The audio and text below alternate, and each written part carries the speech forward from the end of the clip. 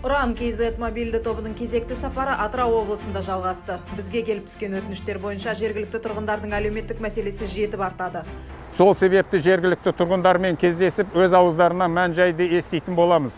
Біз халықтың әлеуметтік тұрмыстық жағдайын назардан тыс қалдырмаймыз. Алдымен қаладағы Мұнайшы шағын ауданы тұрғындарының мәселесімен таныстық. Водоканал келіп тұр, ақша жинаңдар да ананы тестіртіңдер дейді. Мұны құштай шешіп жүр бар. Пенсионерлер кім жасамайды? Апатты үйде тұрып жатқан тұрғындардың үрейін жеткізу оңайға соқпады. Қиранды үй, су толған жертөле, жиналмаған қоқыс, ызыңдаған маса. Мұндағы тұрғындар көретін күнделікті жағдай осындай. Утечка бар судан. Утечка устранить ете алмай жатыр. Потому что ток соғады дейді ал. Иә, мәселе көп, шешімі жоқ. Бұл жағдайда бұл жасқа келіп, бұндай сіздер тұруға тиісті емессіздер. Қазір мемлекет халық үшін жағдай жасау керек қазіргі жағдайда. Көп күттірмей ұрандықтар көтерген өзекті мәселе жергілікті билік құлағына жеткен секілді. Мұнайшы шағын ауданының тұрғындары жанайқайын жеткізгені сол еді. Коммуналдық қызмет міндетіне кірісіп те кетті. Мына таңертең сіздер келгеннен бері біздерде кішкене содан кейін 3-4-терден бастап уже бәлем вакуум келіп жатыр. Қазір сағат 7 болды, 7-ге дейін бәлем вакуум келіп сорып жатыр.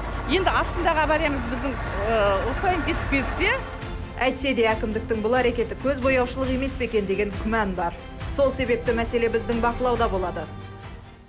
Сонымен қатар билік назарынан тыс қалып бізден көмек сұраған қала іргесіндегі Хим поселок тұрғындарына келдік. Екінші группа инвалид. Балық зауыт жама жазда невозможно. Балық шірген есі өзің ойлап қараңдар, страшно вообще мұны бала. Бұл зауыттар экономиканы дамытып, қазынаға қазандап қаржы құйып жатқанда шығар. Бірақ зауыт қалдығының зардабын қара халықтың тартқаны қалай. Терезелерімізді аша алмаймыз. Демалатын болсақ, демалатын ауаға кәдімгідей аллергические заболевания бәрінде каждый второй житель біздің Атыраудың жителі аллергиямен страдать етеді. Не только үлкендері, кішкентайда. Өнеркәсіп ортасында өмір сүріп жатқан тұрғындардың шағымына қарағанда жергілікті билік олардың барын ұмытқан секілді.